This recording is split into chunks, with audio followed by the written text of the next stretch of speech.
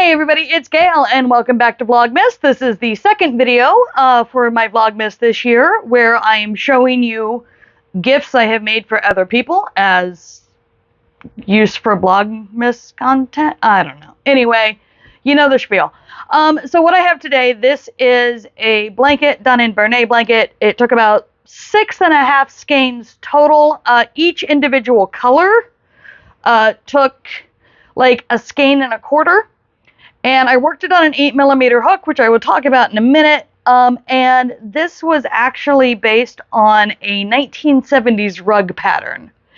And I don't usually work with Bernay blanket. My first Vlogmas video, I was working with Bernay blanket. And the reason I had some Bernay blanket was because of that project. And so I just bought enough to make a blanket. And I chose this geometric blanket because I thought it would be really fun. And it was a lot of fun. So what happens is you make all of these triangles individually and you have 9 of them where you complete a decrease at the end of a row. And then the other 9 you complete the decrease at the beginning of the row. And that's how you get them so that you can line them up on the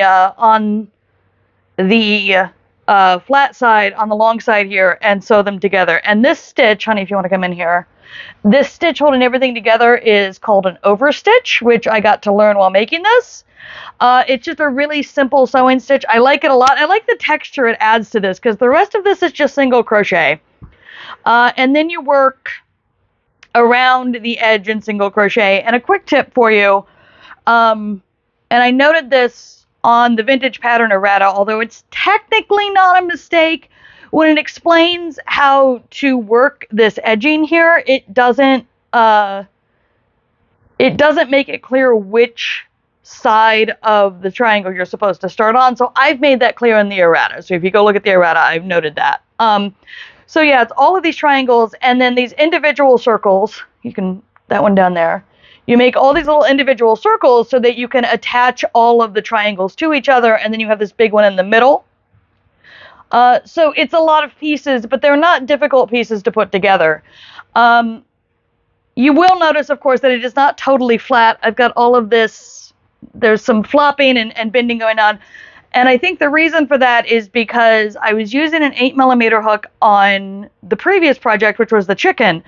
And then I just kept using it when I switched to this project, and I should have stopped and checked things because the reason it's not laying flat is because even though Bernay says on the label an 8mm is appropriate for this yarn, they're fucking liars. This is a problem I have with yarn companies. Sometimes I find Bernay, especially with their larger yarns, tends to pick a hook that is actually going to give you too tight of a gauge if you're trying to make something that lies flat. And I know with other stitch patterns, it's not always going to do that.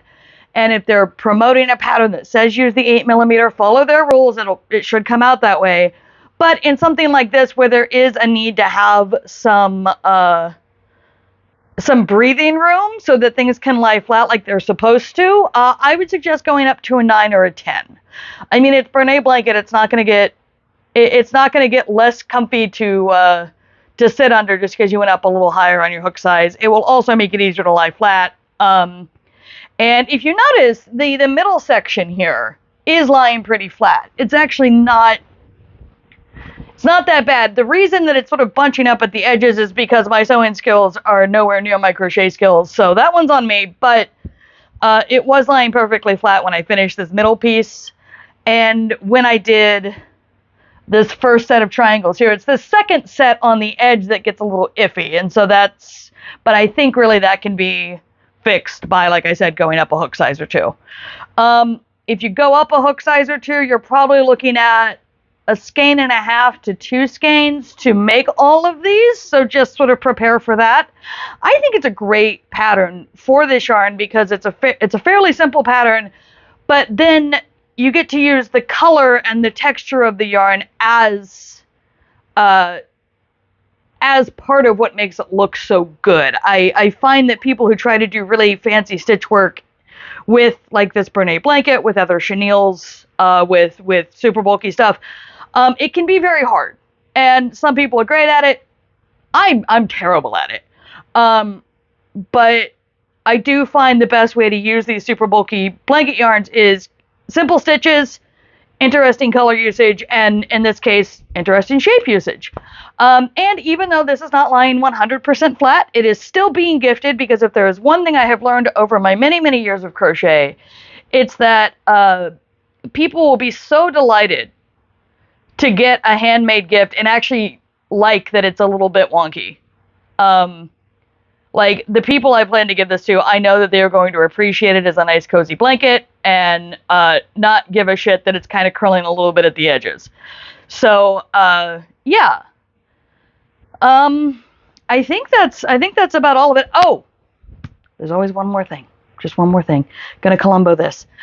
When you are working with this Brene blanket, when you're doing this kind of piecework where you're putting it all together at the end, get yourself some No Fray and absolutely douse every end that you weave in, because these chenilles, they are very slippery and you don't want anything to come undone. So like the underside of this blanket, you can't see it because I used clear fray stopper, but it is just all over the back of this blanket so that it can't go anywhere. And this survived washing on delicate and then tumble drying low. So that's a possible thing to do. I had a blanket that was supposed to survive that one time, and the blanket came out shredded, and I'm still mad at Knitpicks about their response to that, but that's a different story. All right, so I think that's it. That's all the highlights for this. I will link to the pattern down in the basement. If I cannot find a link on Etsy, which I think is where I bought it, I will just load it up on the website for you so you have it. Have a good time with it. I think it would be really fun to do in neons, honestly. Probably the next thing I do if I decide to go back to it. Anyway, if you enjoy what I do here, please like, subscribe, share, tell your friends, all of that fun stuff. And I will see you when I see you.